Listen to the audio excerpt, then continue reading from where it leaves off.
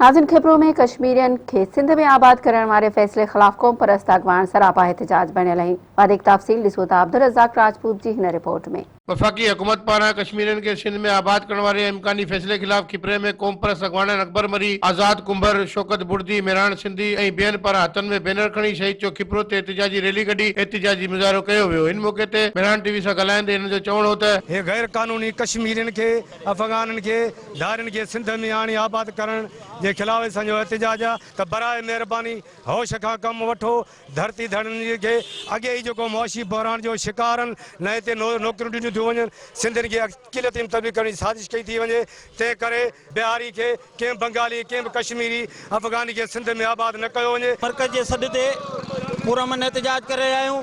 जीअं त सिंध में सिजावल ठठे में 1000 एकड़ ज़मीन ॾेई पाकिस्तानी हुकुमराननि कश्मीरियन खे हिते आबाद करण जी हिकिड़ी प्लानिंग कई आहे। असां सिंध जा बाशऊर माण्हू ऐं सिंध जा हिलाली पुट कॾहिं बि इहो बर्दाश्त न कंदासीं त असांजी धरती ते अची का करी केरु वेह। साईं, सिंध हींअर तमामु ॾुखी सूरत हाल में आहे। तव्हां ॾिसो त हींअर मुसलसल बेरोज़गारी ऐं महांगाई वधण जे करे सिंध जी सूरत हाल तमामु संगीन थी वई आहे। इन सूरत हाल में जेकॾहिं कश्मीरी हिते आबाद कया विया, जेकॾहिं अफ़गानी कश्मीरी जेको बि माना उतां अचे थो मुतासिर, उहो हिते सिंध में आबाद कयो थो वञे। सिंध जी कंहिं दौर में त अहिड़ी सूरत हाल हुई जो हुन धारियनि खे पनाह ॾिनी, पर हींअर सिंध जी जेका मौजूदा सूरत हाल आहे ॾाढी गंभीर आहे।